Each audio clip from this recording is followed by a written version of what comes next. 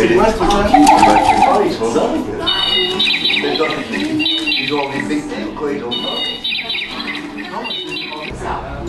Alors on m'appelle Jacques, dit Jacouille la fripouille, les visiteurs 4.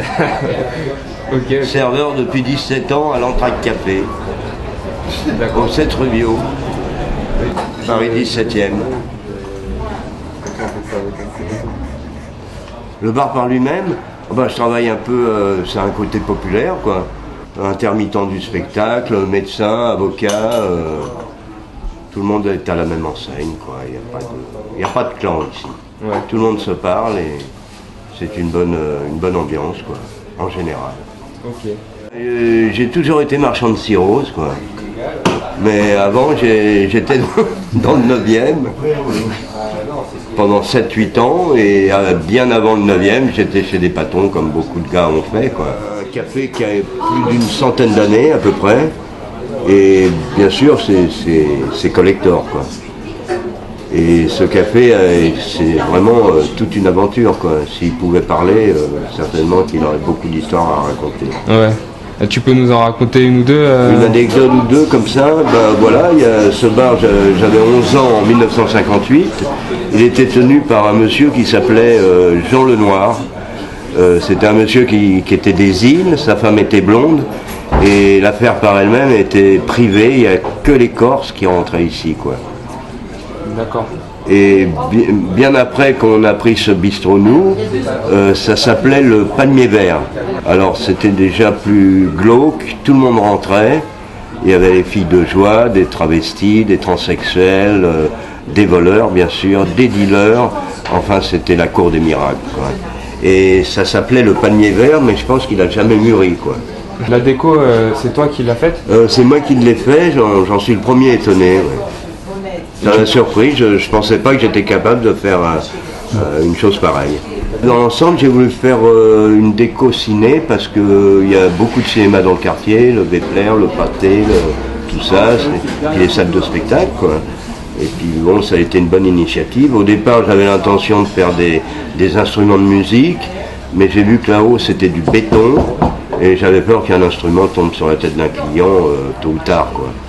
Et j'ai préféré faire cette décoration qui m'a coûté pratiquement rien du tout, quoi. Okay. Et t'es un passionné de cinéma? À une époque, oui, j'étais souvent au cinéma. Ouais. Je les trouvais je les ai trouvés dans une cave. Il y avait toute une cinquantaine. Ça s'appelait Grand Public. Ça doit être un hebdomadaire qui a voulu faire concurrence à Ciné-Revue et Ciné-Monde.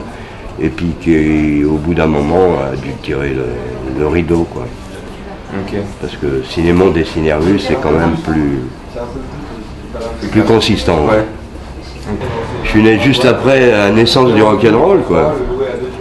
Un chanteur que j'aimais beaucoup à l'époque des années 60, c'était le chanteur Vince Taylor. Énormément.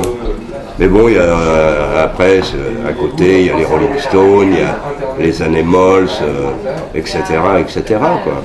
Ok. Ouais. Tu voudrais nous jouer un morceau, là, en particulier, là, tout de suite, maintenant?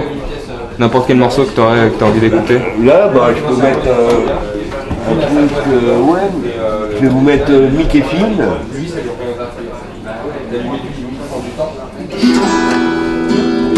Mickey Finn, c'est un ancien qui a monté un groupe dans les années 60 avec Jimmy Page et qui a été guitariste à Higelin, une fois qu'il est venu faire une carrière en France. Il a été guitariste à Nino Ferrer et c'est vraiment un très grand de la guitare. Je pense que ce bar-là va rester encore un bon moment. À mon avis, avec moi certainement et même sans moi. Je ferais tout pour en tout cas.